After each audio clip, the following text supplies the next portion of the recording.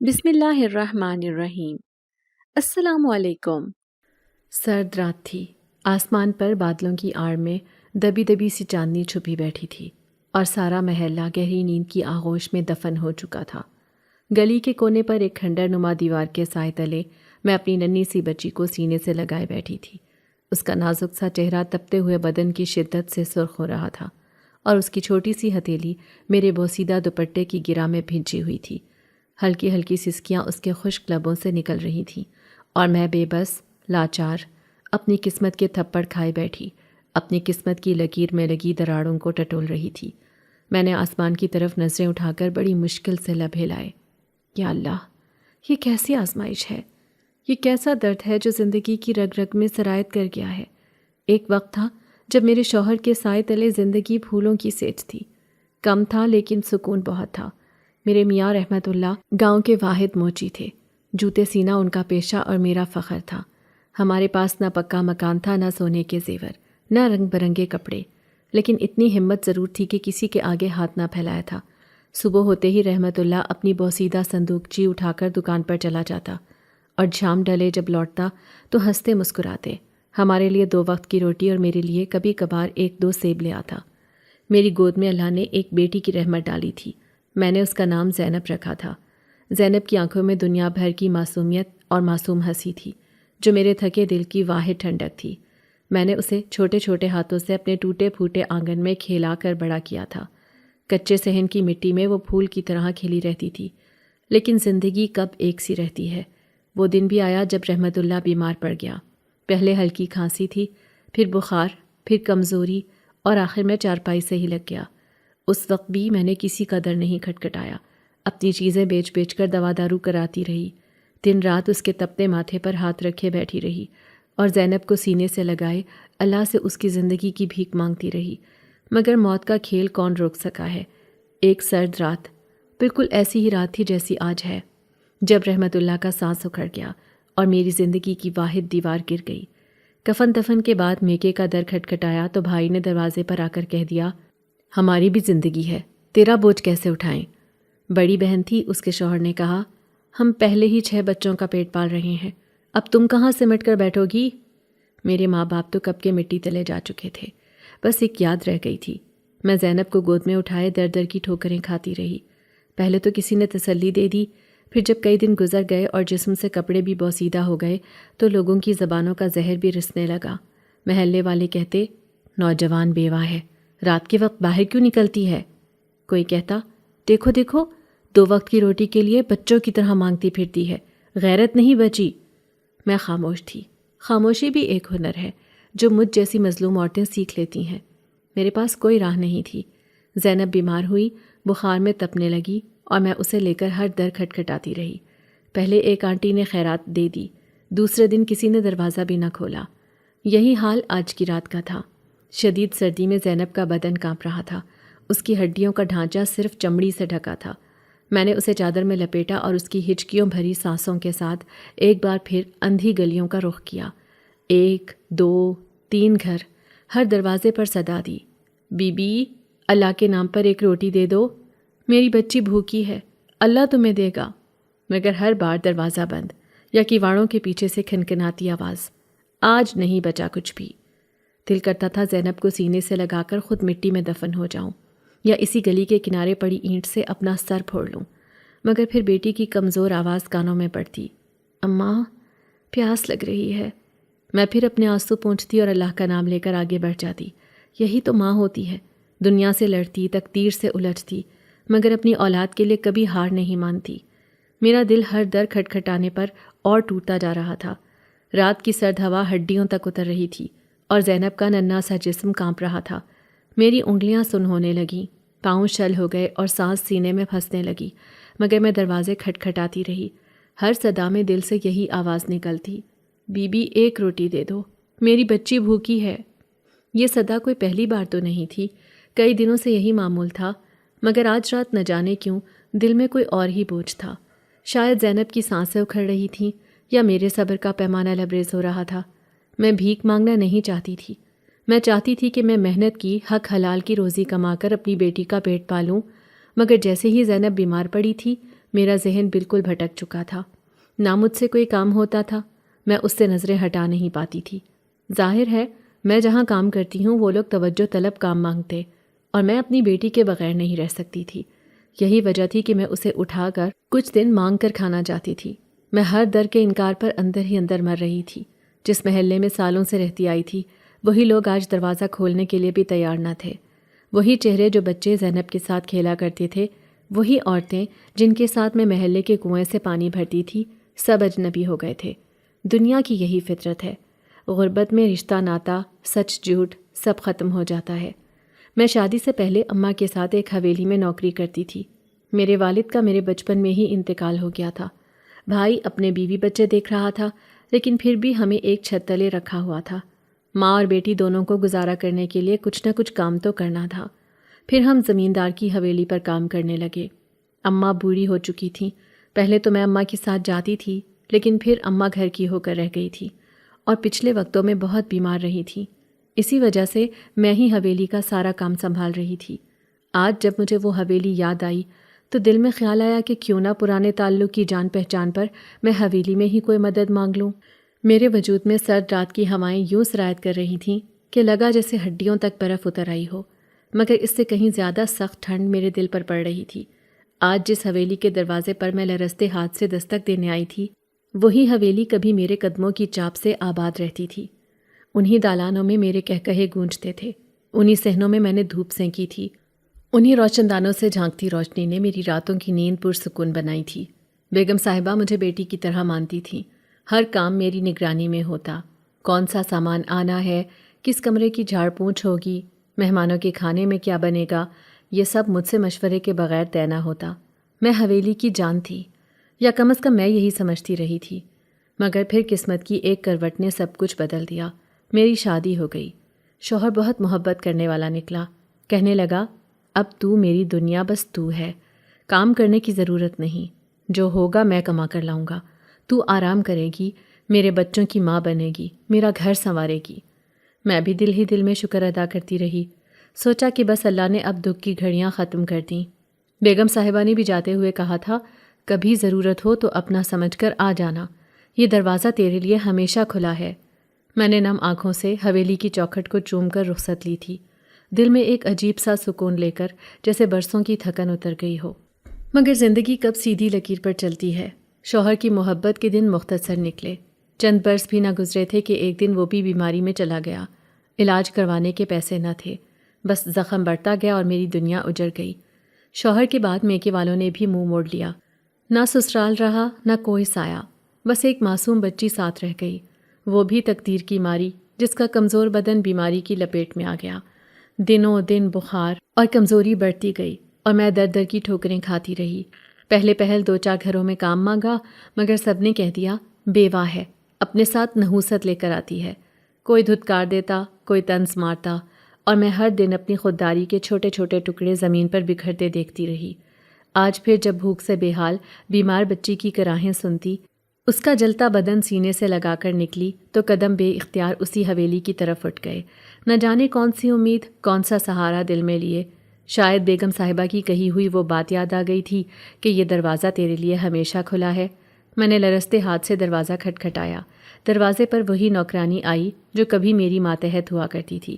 میرا سامنا دیکھتے ہی اس کی آنکھوں میں ایک عجب تحقیر کا سایہ ابھرا، جیسے برسوں کی کسی پرانی کہانی کا مٹیالہ ورق پلٹ گیا ہو۔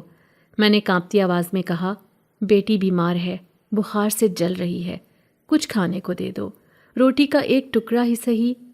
میری آنکھیں چھلکنے کو تھیں، مگر نوکرانی نے نہ دل پسیجا نہ لہجے میں نرمی آئی۔ تیور بدل کر کہنے لگی، یہاں خیرات نہیں بانٹتے، جاؤ کہیں اور جاؤ، بیگم صاحبہ مصروف ہیں، کسی کی جھولی بھرنے کا وقت نہیں۔ یہ سنتے ہی ایک پل کو تو میرا دل چاہا کہ اسی دروازے کی دہلیز پر گر کر رونا شروع کر دوں۔ میں ان کی قسمیں، ان کے وعدے یاد دلا دوں۔ میں بتاؤں کہ میں کون ہوں۔ میں وہی ہوں جس نے تمہارے لیے سردیوں کی ٹھنڈی راتوں میں حویلی کے دالان میں جگا جگا کر آنگن سمیٹے، گرمیوں کی دھوپ میں ننگے پیر صحن دھوئے، تمہاری بگڑی بیٹیوں کے نخرے سہے، مہمانوں کے لیے دیگیں پکائیں، کمر ٹوٹنے کے باوجود مسکراہٹ نہ چھوڑی۔ مگر غربت اور بیچارگی کا بوجھ اتنا تھا کہ زبان ساکت ہو گئی۔ میں نے بچی کو سینے سے لگایا، اس کی گرم پیشانی چوم کر بمشکل آنکھوں کی نمی روکی اور خاموشی سے پلٹنے لگی۔ دل کے اندر کوئی چیخ اٹھا، جیسے کسی نے سینے میں دہکتا انگارہ رکھ دیا ہو۔ قدم بوجھل تھے، پیچھے سے نوکرانی کی آواز آئی، اپنے جیسے مانگنے والے کہاں کہاں نہیں آتے، روز کوئی بھکاری آ کر دروازہ کھٹکھٹاتا ہے۔ میں نے سن لیا، مگر بغیر پلٹے، بغیر کچھ کہے راستے کی دھند میں آگے بڑھ گئی۔ ہر قدم کے ساتھ دل میں ایک سوال تھا کہ کیا رشتے، کیا وفائیں، کیا وہ یادیں سب جھوٹ تھیں؟ وہ وعدے، وہ بیٹی کہنے والے لفظ، سب محض وقت کی دھند میں گم دھوئیں تھے۔ کسی زمانے میں میں جس حویلی کی باندی کہلاتی تھی، آج اس کی دہلیز پر بھکاری بن کر دھتکار دی گئی۔ قسمت نے وہ دن بھی دکھا دیا جس دن اپنوں کے دروازے بند ہو جائیں، اجنبی راستے اجنبی لگنے لگیں، اور ماں کی گود میں بیمار بچی تڑپ رہی ہو۔ سرد ہوا بچی کی کھانسی سے ٹکرا کر میرے دل کو چھید رہی تھی۔ میں نے اپنی میلی چادر سے اس کا چہرہ ڈھانپ دیا اور قدم اس اندھی گلی کی طرف موڑ لیے جہاں شاید کوئی سایہ، کوئی اللہ کا بندہ، کوئی درد رکھنے والا نصیب جاگا ہو۔ مگر حویلی کا وہ دروازہ، وہ جھڑک سننے کے بعد میرا دل پہلے سے کہیں زیادہ سناٹے میں ڈوب گیا، جیسے پوری دنیا اجنبی ہو گئی ہو۔ رات کی سیاہی جیسے میرے دل پر بھی اتر چکی تھی۔ مایوسی، تھکن اور دنیا کے دروازے بند ہونے کا کرب لیے میں سست قدموں سے واپس لوٹ رہی تھی۔ میرے قدم اتنے بھاری تھے کہ ہر قدم کے ساتھ لگتا تھا جیسے زمین میرے اندر دھستی جا رہی ہے۔ دل کہہ رہا تھا کہ اب جا کے بچی کے سرہانے بیٹھوں اور اسے سینے سے لگا کر رو پڑوں۔ کیا یہی زندگی ہے؟ کیا اسی کا نام نصیب ہے؟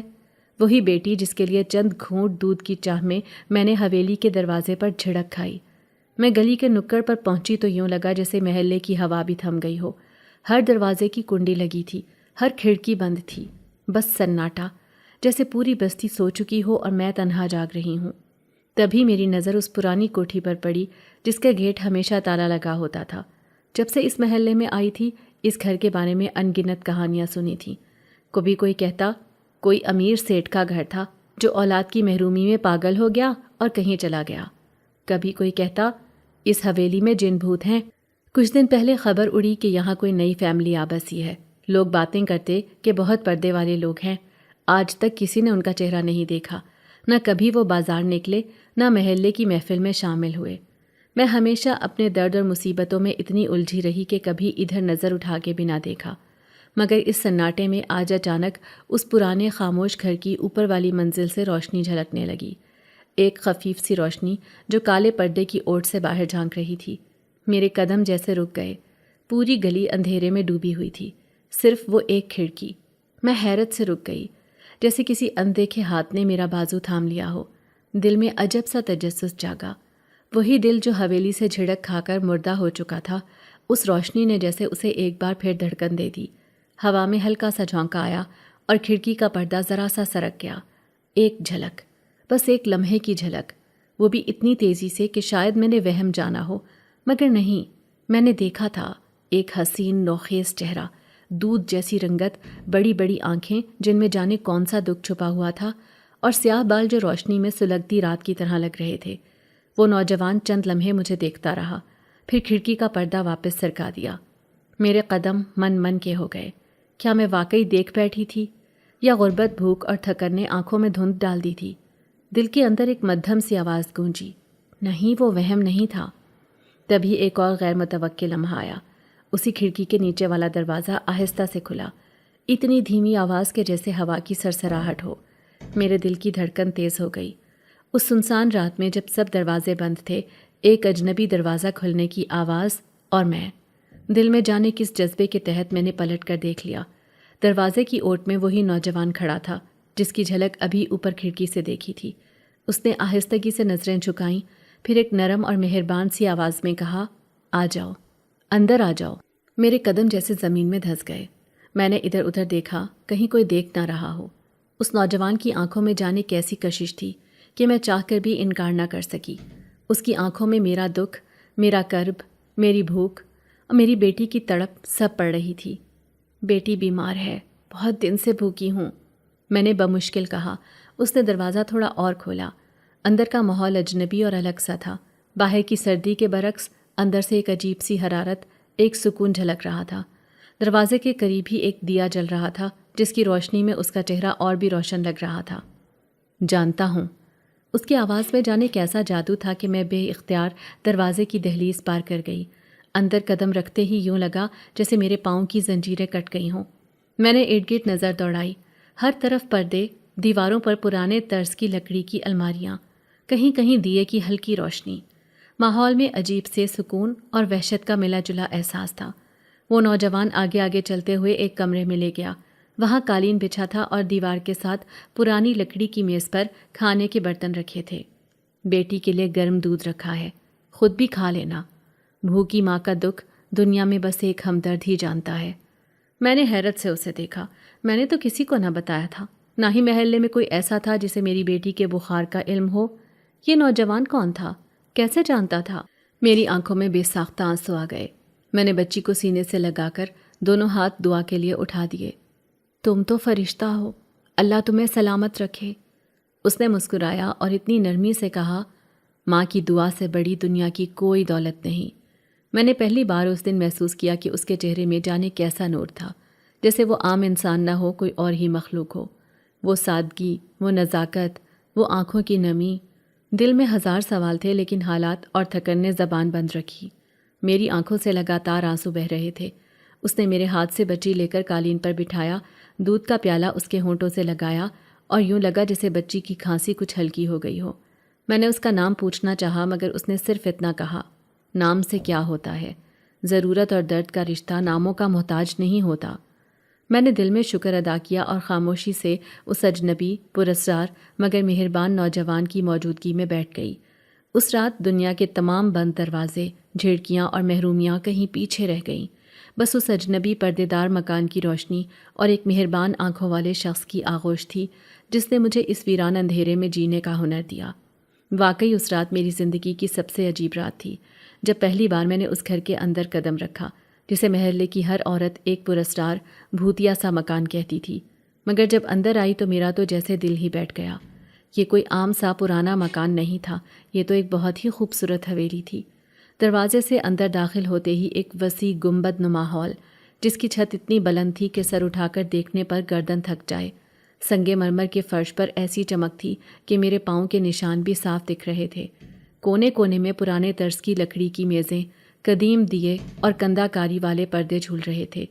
دیواروں پر پرانی تصاویر، جن میں جانے کس وقت کے لوگ مسکرا رہے تھے، جن کی آنکھوں میں ایک الگ سی کہانی چھپی تھی۔ لیکن عجیب بات یہ تھی، اتنے بڑے محل نما گھر میں سوائے اسے ایک نوجوان کے کوئی بھی انسان نہیں تھا۔ نہ کوئی بوڑھی آیا، نہ کوئی دروازہ کھولنے والا نوکر، نہ باورچی خانے سے کسی برتن کے چلنے کی آواز۔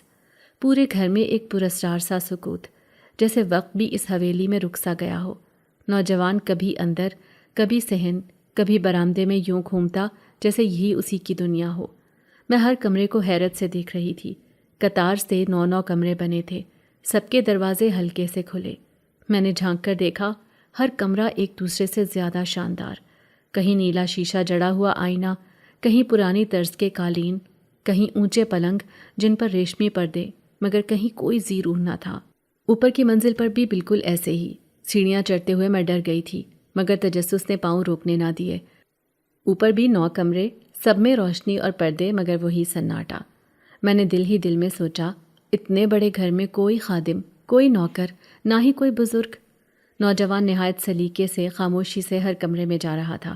کبھی دیے ٹھیک کرتا، کبھی دروازہ بند کرتا، کبھی کھول دیتا، جیسے صدیوں سے یہی اس کا معمول ہو۔ اس نے مجھے کھانا اور دوائی دی۔ وہ کھانا بھی یوں لگا جیسے ابھی ابھی کسی مہربان ہاتھ نے تیار کیا ہو، مگر باورچی خانہ سنسان۔ میں نے کئی بار سوچا کہ پوچھ لوں کہ گھر میں اور کون کون ہے، مگر نہ جانے کیوں زبان نہ کھل سکی۔ جب میں اس پراسرار حویلی سے نکلی اور گھر آ کر اپنے کمرے میں لیٹی تو دماغ میں بس وہی گھر، وہی نوجوان اور اس کے نرم لہجے کی آواز گونجتی رہی۔ میں بار بار اپنی ہتھیلی کو چھو کر دیکھتی کہ واقعی گرم کھانے کی پلیٹ پکڑی تھی۔ وہ دودھ کی خوشبو میرے نتنوں میں اب تک بسی ہوئی تھی۔ کئی بار آنکھیں بند کر کے سوچا کہ شاید میں خواب دیکھ رہی ہوں یا بھوک اور تھکن نے دماغ کا حال خراب کر دیا ہو، لیکن نہیں، میرے جسم پر اب بھی اس گھر کی ٹھنڈک اور اس نوجوان کی انگلیوں کا لمس باقی تھا۔ میں بار بار خود سے کہتی رہی، کیا واقعی کوئی انسان اتنے بڑے سنسان محل میں اکیلا رہ سکتا ہے اور اتنی شفقت سے کسی اجنبی کی مدد کر سکتا ہے؟ پھر دل میں وسوسے آنے لگے، کہیں یہ کوئی جنات کا مسکن تو نہیں؟ یا وہ نوجوان کوئی انسان بھی تھا کہ نہیں؟ میری آنکھوں کے آگے اس کا نورانی چہرہ اور پرانے محل کی سناٹا بھری راہداری اب تک گھوم رہی تھی۔ میں نے اس رات اپنی بچی کو سینے سے لگا کر ساری رات جاگتے گزاری اور دل میں فیصلہ کر لیا کہ کل جا کر اس نوجوان سے ضرور پوچھوں گی کہ وہ کون ہے اور اس گھر میں اتنا تنہا کیوں۔ مگر دل کے کسی کونے میں ایک انجانی سی گھبراہٹ بھی تھی، کہیں کوئی راز، کوئی کہانی، کوئی اندھیرا نہ ہو جو برسوں سے اس محل کی دیواروں میں چھپا ہوا ہو۔ گھر واپس آئی اور بچی کو بستر پر سلایا۔ دودھ اور روٹی کھانے کے بعد اس میں جیسے توانائی واپس اتر آئی تھی۔ وہ تو گہری نیند سو چکی تھی، مگر میرے ذہن پر وہ نوجوان مسلسل حاوی تھا۔ کون تھا؟ جانے کہاں سے آیا تھا؟ آج تک میں نے پہلے کبھی اسے دیکھا کیوں نہیں تھا؟ پہلے تو لوگ اس گھر کے متعلق باتیں گھڑتے تھے کہ یہ مکان آسیب زدہ ہے، مگر آج اس گھر کے مکین نے میری زندگی کا رخ ہی بدل دیا تھا۔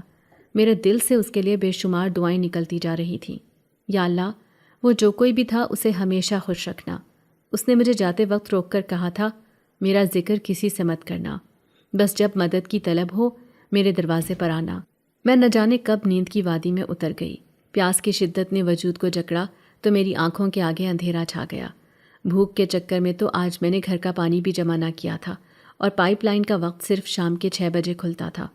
تبھی مجھے اس نوجوان کا خیال آیا جس نے کل رات مجھے کھانا دیا تھا، مجھ پر ترس کھایا تھا۔ کچھ دیر میں اپنے قدموں کی دھمک دبا کر اس حویلی کے پاس جا پہنچی۔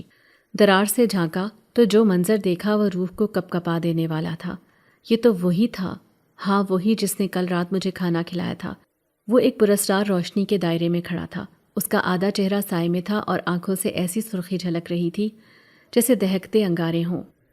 اس کے ہاتھ آسمان کی طرف اٹھے ہوئے تھے اور وہ کسی عجیب و غریب زبان میں ویٹ کر رہا تھا، زبان ایسی کہ میرے کانوں نے کبھی نہ سنی تھی، نہ سمجھ پائی۔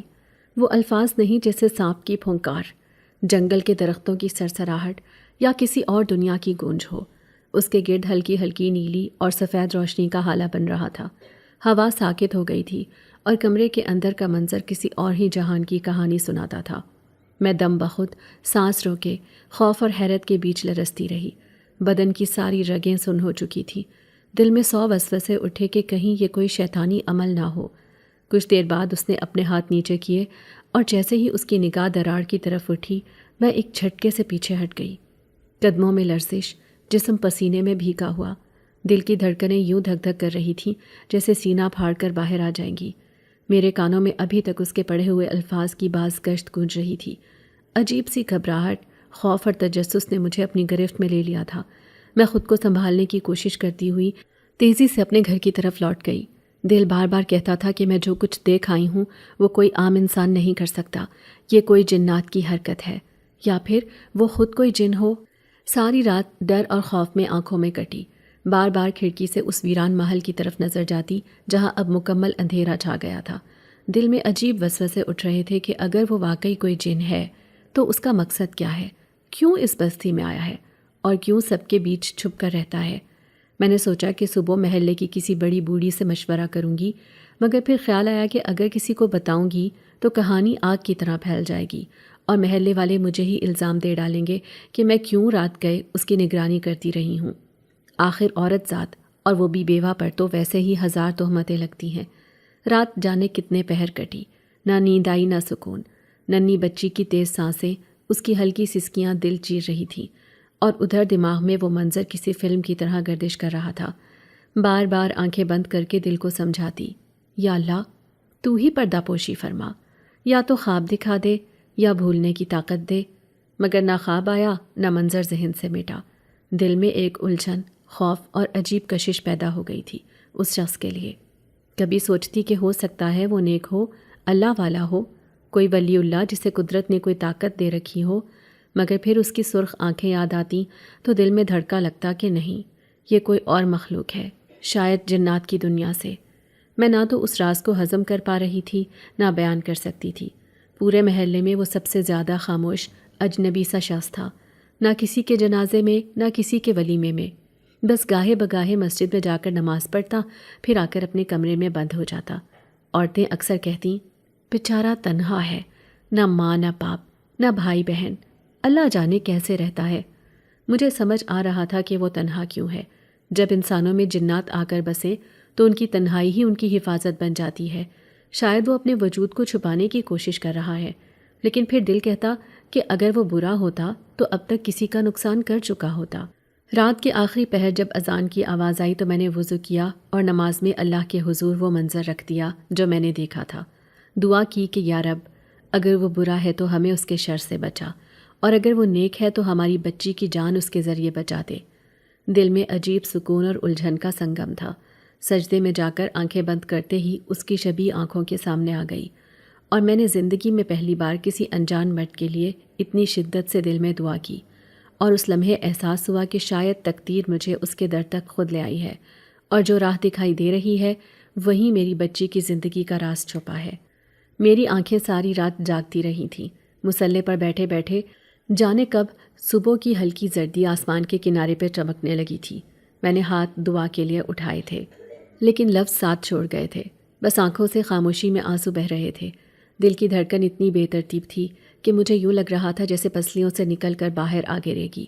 رات بھر زینب کی سسکیوں، ہلکی ہلکی کراہوں اور تیز سانسوں کی آوازوں نے میری روح کو اندر سے توڑ ڈالا تھا۔ میں ہر لمحہ اس کی طرف دیکھتی، اس کی پسینے سے بھیگتی پیشانی کو صاف کرتی، لیکن اس کی آنکھیں نیموا رہتی جیسے ہر پل بند ہو جانے کو ہوں۔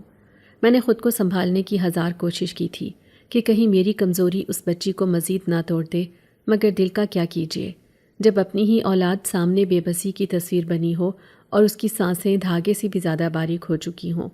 رات بھر کی خاموش اذیت کے بعد جب آسمان پر دھندلا سا اجالا پھیلنے لگا تو میں نے مصلے سے اٹھنے کی ہمت کی۔ ارادہ یہی تھا کہ قریب کی دکان سے کچھ ادھار مانگ لاؤں، شاید ایک وقت کی روٹی زینب کے لبوں کو لگ جائے اور وہ سانس بحال کر لے۔ لیکن جیسے ہی میں مصلے سے اٹھی زینب کی چیخ سنائی تھی۔ وہ آواز، وہ کرب، وہ اذیت بھرا نالہ سن کر میرا دل دہل گیا، قدم زمین سے اکھڑ گئے۔ میں نے کپ کپاتے ہاتھوں سے دروازے کا کنڈا چھوڑا اور بھاگتی ہوئی اس کے پاس پہنچی۔ زینب کا چہرہ زرد ہو چکا تھا، آنکھیں الٹی ہوئی تھیں اور سانس یوں اکھڑ رہی تھی جیسے سینے میں ہوا کے بجائے خالی پن بھر گیا ہو۔ اس کا ننھا وجود کپڑے کی مانند سکڑ رہا تھا۔ میں نے اسے اپنے بازوؤں میں لیا اور دیوانگی کی حالت میں محلے کے واحد خدا ترس طبیب کے پاس دوڑی۔ وہ بوڑھا طبیب جس کے بارے میں سنا تھا کہ کسی کا دکھ دیکھ کر اس کی آنکھیں بھیگ جاتی ہیں۔ میں نے اس کے دروازے پر دیوانوں کی طرح دستک دی، چیخی، روتی رہی، حضور خدا کا واسطہ، میری بچی مر رہی ہے، ایک بار آ کر اسے دیکھ لیجئے۔ وہ اندھیرے میں نیم جاگتی آنکھوں کے ساتھ نکلا۔ اس کے چہرے پر نیند کی لکیریں تھیں، مگر میری حالت دیکھ کر، میری پکار سن کر وہ بنا کچھ کہے میرے پیچھے چل پڑا۔ میں نے جلدی جلدی قدم اٹھائے مگر دل ڈوبا جا رہا تھا۔ ہر قدم پر یوں لگتا جیسے زمین مجھے نگل لے گی۔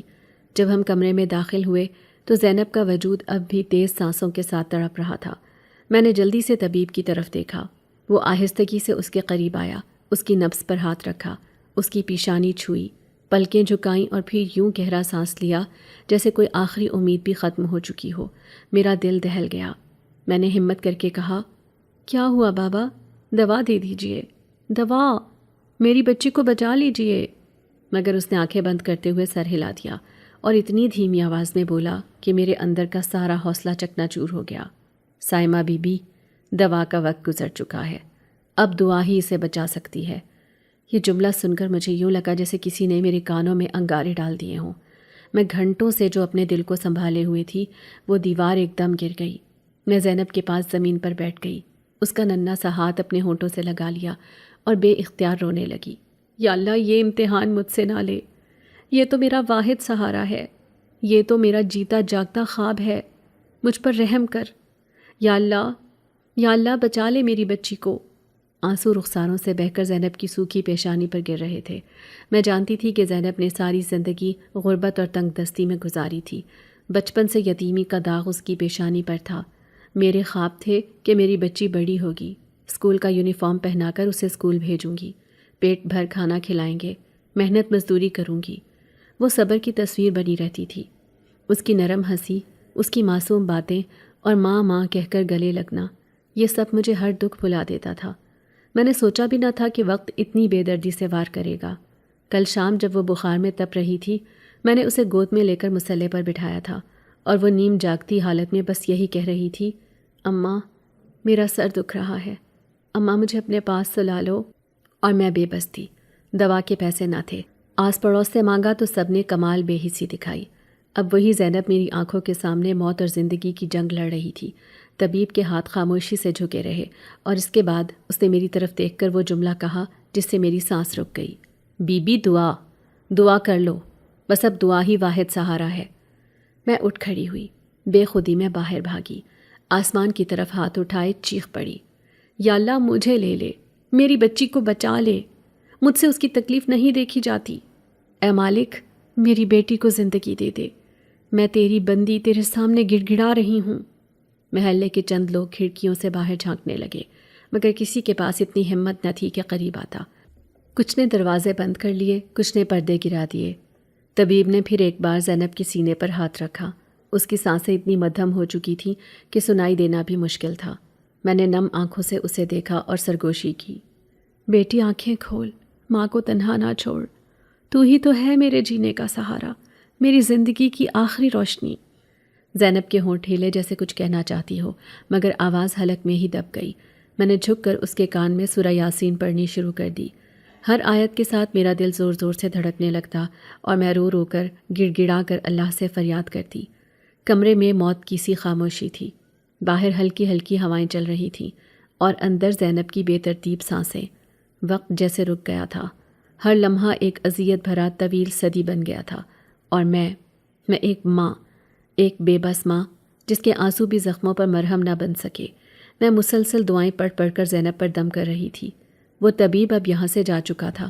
محلے والوں کی بے حسی حد تک پہنچ چکی تھی کہ وہ کسی مرتے ہوئے انسان کو سہارا تک دینے نہ آئے تھے، حالانکہ وہ جانتے تھے کہ میرے اوپر کیا بیت رہی ہے۔ تبھی اچانک دروازے پر ہلکی سی دستک ہوئی۔ جب میرا دل بے قراری کے عالم میں اللہ کے حضور جھکا ہوا تھا، ہاتھ دعا کے لیے اٹھے ہوئے تھے اور ہونٹ کانپ رہے تھے، دروازے پر ہلکی سی دستک ہوئی۔ میں نے نم آنکھوں سے پلٹ کر دیکھا تو وہی نوجوان دروازے پر کھڑا تھا۔ اس کی آنکھوں میں آج پہلے سے زیادہ اداسی اور ایک عجیب سی تڑپ تھی، جیسے وہ دور کھڑے زینب کی تکلیف اپنی روح میں محسوس کر رہا ہو۔ میرا دل جیسے دھک سے رہ گیا۔ میں لڑکھڑاتی ہوئی دروازے کی طرف بڑھی اور آنکھوں میں آنسو لیے لرزتی ہوئی آواز میں کہا، دیکھو زینب کی حالت کتنی بری ہو گئی ہے، اس کی سانسیں اکھڑ رہی ہیں، اس کے لیے دعا کرو، کچھ کرو، میرا دل پھٹ رہا ہے، میں اپنی بچی کو کھونا نہیں چاہتی۔ وہ نوجوان آگے بڑھا اور میرے کندھے پر ہاتھ رکھ کر آہستہ سے بولا، پریشان مت ہو، میں اسے بچا سکتا ہوں، میرے پاس طاقت ہے، ایسی طاقت کہ موت کو بھی کچھ دیر کے لیے روکا جا سکتا ہے۔ میں اس کی آنکھوں میں جھانکنے لگی۔ وہاں ایک عجیب سا سکون تھا، ایک انجان سی دنیا کا عکس، جیسے وہ عام انسان نہ ہو۔ میرے دل میں خوف کی لہر دوڑ گئی۔ میں کانپتی ہوئی آواز میں بولی، کون ہو تم؟ کیوں ہر بار اس مصیبت میں تم میرے کام آتے ہوتے ہو اور اب کہہ رہے ہو کہ زینب کو بچا سکتے ہو؟ کون ہو تم؟ جہاں تک میرے علم میں ہے، یہ بستی تو بے حصوں کی بستی ہے۔ میں جب سے یہاں پر رہ رہی ہوں، کسی نے میری غربت میں میرا ساتھ نہیں دیا، کبھی مجھ سے یہ تک نہیں پوچھا کہ میں بھوکی ہوں یا مر رہی ہوں۔ یہ تو بے حصوں کی بستی ہے، اس میں تم کس طرح ایک احساس والے ہو؟ آخر اتنے مہربان کیوں ہو تم؟ نوجوان نے ایک لمحے کو آسمان کی طرف دیکھا، پھر ایک گہری سانس لے کر بولا، میرا ایک راز ہے جو برسوں سے میرے دل میں قید ہے، آج بتانا پڑے گا۔ میں انسان نہیں ہوں۔ یہ سن کر میرے قدم جیسے زمین میں دھنس گئے۔ میں کانپتے لبوں سے بولی، کیا؟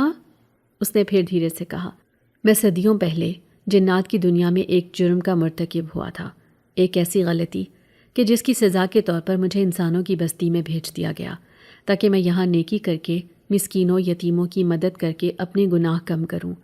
ہر بار جب کوئی بے سہارا ماں اپنے بچے کے لیے روتی ہے، ہر بار جب کوئی مسکین در بدر کی ٹھوکریں کھاتا ہے، میں وہاں پہنچ جاتا ہوں، کیونکہ یہی میری توبہ ہے، یہی میری سزا اور یہی میرا نجات کا راستہ ہے۔ میری آنکھوں سے آنسو مسلسل بہنے لگے۔ میں نے کانپتے ہوئے ہاتھوں سے زینب کی طرف اشارہ کیا، تو پھر بچا لے میری بچی کو، اسے بچا لے۔ میں تیری اس بات کا کبھی کسی کے سامنے ذکر نہیں کروں گی، تیرے راز کی حفاظت کروں گی، بس میری زینب کو موت کے منہ سے نکال لے۔ وہ نوجوان میرے قریب آیا، اس کی آنکھوں میں نمی آ گئی۔ وہ بولا، تمہاری ممتا کے آنسو مجھ پر قرض ہیں، میں اپنی طاقت سے اس کی جان بچاؤں گا، لیکن یاد رکھنا، میرا اصل چہرہ، میرا اصل راز کبھی کسی کو نہ بتانا۔ میں جنات کی دنیا کا باغی ہوں، اور اگر میری دنیا والوں کو خبر ہو گئی تو نہ تم سلامت رہو گی نہ زینب۔ میں نے اس کے قدم پکڑ لیے۔ میں وعدہ کرتی ہوں کبھی کسی سے ذکر نہیں کروں گی، بس میری بچی کو بچا لو۔ وہ نوجوان جھک کر زینب کی دھڑکن سننے لگا اور اس کے ماتھے پر ہاتھ رکھا، جیسے کائنات کی ساری توانائی اس کے وجود میں سمٹ آئی ہو، اور میں دم سادھے اس منظر کو دیکھ رہی تھی کہ میری زینب کے ہونٹ ہلکے ہلکے ہلنے لگے اور وہ کسمسانے لگی۔ محلے کے سبھی لوگ جانتے تھے کہ میری زینب کس کرب میں مبتلا ہے۔ دن رات اس کا تپتا بدن، تیز سانسیں اور دھڑکنوں کی بے ترتیبی سب کی نظروں کے سامنے تھی، مگر کسی نے بھی پلٹ کر یہ نہ پوچھا کہ میں کس حال میں ہوں، زینب کا کیا بنا، دوا ملی یا نہیں، کوئی افاقہ ہوا یا نہیں۔ سب اپنے اپنے گھروں میں دب کے بیٹھے تھے، اور میں تھی کہ رات رات بھر جاگ کر، دن دن بھر روتے، ٹوٹی چھت کے نیچے اللہ سے لو لگا کر بیٹھی تھی۔ مجھے یاد ہے میں نے کئی بار محلے کی مسجد کے امام صاحب کے پاس جا کر پانی دم کروایا تھا، ہاتھ جوڑے تھے، منت کی تھی کہ میری بچی کو دم کر دو، اسے شفا کی دعا دو۔ وہ بھی اس وقت ہمدردی کے لبادے میں لپٹے ایک نرم لہجہ اختیار کر کے بولتے، بی بی صبر کرو، اللہ کی رضا ہے، جو وقت آیا ہے گزر جائے گا۔ لیکن میں جانتی تھی کہ اس کی نیت میں کیسا کھوٹ تھا۔ اس کی آنکھوں میں مجھے دیکھنے کا انداز ہی بتا دیتا تھا کہ وہ میری مجبوریاں جان کر دل میں کچھ اور ارادہ رکھتا ہے۔ وہ چاہتا تھا کہ میں بار بار اس کی در پر آؤں، اس کی چوکھٹ پر ہاتھ پھیلاؤں تاکہ وہ اپنی مرضی کا فیصلہ مجھ پر تھوپ سکے۔ وہ میرے حالات کا فائدہ اٹھانا چاہتا تھا، اور میں اپنی بیٹی کی محبت میں اپنی عزت کی پرواہ کیے بغیر در در بھٹک رہی تھی۔ اب جب اس خاموش ویران آنکھوں والے نوجوان نے، جسے کبھی کسی نے محلے کی بیٹھک میں نہ دیکھا تھا، نہ کسی مجلس میں شریک ہوتے پایا تھا، میری زینب کی حالت دیکھ کر نہ صرف مدد کی بلکہ اسے شفا بھی ملی، تو امام صاحب کے سینے پر سانپ لوٹنے لگے۔ انہیں اپنے علم، اپنی حیثیت اور اپنی جھوٹی برتری کا زوم تھا۔ وہ سمجھتے تھے کہ محلہ انہی کی زبان سے بولتا ہے، انہی کے اشارے پر چلتا ہے۔ اب جب انہیں خبر ملی کہ زینب کی طبیعت سنبھلنے لگی ہے، اور وہ نوجوان جسے وہ ہمیشہ حقارت سے دیکھتے رہے ہیں، اس کی دعا اور مدد سے ایسا ہوا ہے، تو ان کا غرور اور انا بری طرح ٹوٹ گئی۔ اسی رات مسجد کے صحن میں بیٹھک جمائی گئی۔ چند وہی منافقین جو ہر بات پر امام صاحب کی ہاں میں ہاں ملاتے تھے جمع ہوئے۔ امام صاحب نے بڑے غصے میں بھری آواز میں کہنا شروع کیا، لوگو، یہ نوجوان، یہ جادوگر ہے۔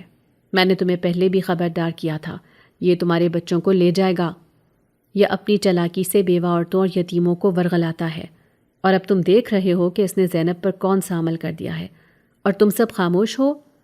محلے والے جو کل تک اپنی بے حسی میں ڈوبے تھے اب ایک دوسرے کا منہ تکنے لگے۔ کوئی زبان سے کچھ نہ کہہ سکا، مگر ان کے چہروں پر وہی پرانی خود غرضی، وہی منافقت اور وہی موقع پرستی تھی۔ سب جانتے تھے کہ زینب کو کون سا درد لاحق تھا اور کس نے اس کی سانسیں بحال کی تھیں، مگر امام صاحب کے کہنے پر سب نے سر ہلا دیا۔ کسی نے یہ نہ کہا کہ مولوی صاحب، جب زینب مرنے کے قریب تھی تب تمہارے دم درود نے کیا فائدہ دیا؟ جب یہ نوجوان بے غرض ہو کر بنا کوئی شرط رکھے اللہ کے نام پر مدد کے لیے آیا تو اب تمہیں کیوں تکلیف ہو رہی ہے؟ مگر منافقین کا تو کام ہی یہی ہوتا ہے، وہ کبھی سچ کی حمایت نہیں کرتے، صرف طاقتور کی ہاں میں ہاں ملاتے ہیں۔ اب محلے بھر میں میرے خلاف باتیں شروع ہو گئیں۔ کوئی کہتا، بیوہ تو پہلے ہی مسکین ہے، اب تو نہ جانے کس جادوگر کے پیچھے لگ گئی ہے۔ کوئی بولتا، اللہ جانے زینب پر کیسا عمل ہوا ہے، وہ تو دنوں میں مرنے کے قریب تھی اور اب ہنستی کھیلتی پھر رہی ہے، یہ معمولی بات تو نہیں۔ اور سب سے زیادہ زہر امام صاحب ہی کھول رہے تھے۔ کبھی مسجد کے بعد بچوں کو نصیحت کے نام پر ڈراتے، بچوں اس نوجوان کے قریب نہ جانا، وہ جادوگر ہے، وہ تمہیں ورغلا لے گا۔ کبھی بڑوں کو سمجھاتے، دیکھو اگر محلے میں اس طرح کے لوگ رہنے لگیں تو اللہ کا عذاب نازل ہوگا، ہم سب تباہ ہو جائیں گے۔ میرا دل اندر ہی اندر کٹتا تھا۔ میں جانتی تھی کہ میرا قصور صرف اتنا ہے کہ میں نے اپنی بیٹی کی جان بچانے کی دعا کسی اور کے در پر مانگی تھی، اس در پر جو اللہ کے بندے کا در تھا، جس نے نیت کی پاکیزگی اور دل کی صفائی سے میرا ساتھ دیا تھا۔ مگر امام صاحب کا زخم اپنی انا کا تھا۔ وہ برداشت نہیں کر پا رہے تھے کہ کوئی اور شخص جو ان کے علم اور درود کے آگے سر نہ جھکائے، محلے میں نیکی کرے اور لوگوں کی مدد کرے۔ ایک دن امام صاحب نے یہاں تک کہہ دیا، میں کہتا ہوں اگر تم لوگ اس بیوہ اور اس نوجوان کا ساتھ دو گے تو مسجد کی اذان بھی بند کروا دوں گا اور تم سب کو اپنی دعاؤں سے محروم کر دوں گا۔ یہ سن کر کچھ لوگ تو ڈر گئے، مگر اب بھی کچھ خاموش تھے، جو سب کچھ جانتے تھے مگر اپنی زبان نہ کھول سکے، کیونکہ انہیں اپنی روزی، اپنی سلامتی اور اپنی جھوٹی عزت عزیز تھی۔ میرے دل میں عجیب سی اداسی اور بے بسی چھا گئی۔ میں چاہتی تھی کہ ان سب کے سامنے کھڑے ہو کر چیخ چیخ کر بتاؤں کہ یہ نوجوان کون ہے، اس کی کیا مجبوری ہے، اور اس کی مدد سے کیسے اللہ نے میری بچی کو موت کے منہ سے نکالا۔ مگر میں وعدہ کر چکی تھی کہ اس کا راز کسی پر ظاہر نہیں کروں گی، اور میں اپنی زبان پر تالا ڈالے اپنی بیٹی کی ہنستی مسکراتی صورت دیکھ کر دل ہی دل میں رب کا شکر ادا کرتی رہی۔ امام کی نظر پہلے دن سے مجھ پر بری تھی۔ وہ میری مجبوری کا فائدہ اٹھانا چاہتا تھا، اور جب میں نے اس کی جھوٹے دم درود کے در پر بار بار جانے سے انکار کیا اور عمار نے بنا کسی غرض کے میری اور زینب کی مدد کی تھی تو وہ یہ برداشت نہ کر سکا۔ اس نے محلے والوں کو جمع کیا اور بھڑکاتے ہوئے کہا، یہ بیوہ بھی جوان ہے اور یہ نوجوان بھی، دونوں کا ناجائز تعلق ہے، انہیں سنسار کر دینا چاہیے، اور یہ نوجوان بھی شاید اسی بیوہ کے پیچھے پیچھے یہاں آ کر رہنے لگا ہے تاکہ وہ اس سے ناجائز تعلقات بنا سکے۔ ارے اگر اتنا ہی سچا ہے تو اس سے شادی کیوں نہیں کر رہا؟ کیوں اس غریب بیوہ کے گھر آتا جاتا رہتا ہے؟ لوگ بھی اس کی ہاں میں ہاں ملانے لگے، حالانکہ وہ جانتے تھے کہ عمار کبھی کسی کے گھر تک نہ جاتا، نہ باہر نکلتا، نہ کسی سے بات کرتا۔ وہ صرف میری اور زینب کی وجہ سے اس مصیبت میں پھنس گیا تھا۔ اس بیچارے نے تو میری اور میری بچی کی حفاظت کی تھی، اپنی دعا کی طاقت سے ہماری جان بچائی تھی، اور برے وقتوں میں ہمیں کھانے پینے کی چیزیں مہیا کی تھیں، صرف خدا ترسی کے نام پر۔ لیکن اب اس مولوی کی گھٹیا سوچ اور بدنیتی کھل کر سامنے آ گئی تھی۔ اسی شام عمار میرے گھر آیا۔ اس کی آنکھوں میں نمی تھی۔ وہ بولا، اگر ہم دونوں کو یہاں رہنا ہے اور میں ہمیشہ تمہاری اور زینب کی حفاظت کرتا رہوں تو تمہیں مجھ سے نکاح کی حامی بھرنی ہوگی۔ میں نے بغیر دیر کیے حامی بھر لی، کیونکہ جہاں انسانوں نے ساتھ چھوڑا وہاں ایک جن نے مجھے سہارا دیا، اور مجھے اب اسی کا سہارا چاہیے تھا۔ یوں میں نے اپنی اور اپنی بیٹی کی حفاظت کے لیے اسے قبول کیا۔ اگر آپ کو آج کی ہماری کہانی پسند آئی ہے تو اسے لائک کیجیے اور اپنے پیاروں کے ساتھ شیئر کیجیے، اور ہاں، اگر آپ نے ابھی تک ہمارا چینل سبسکرائب نہیں کیا تو ضرور کیجیے۔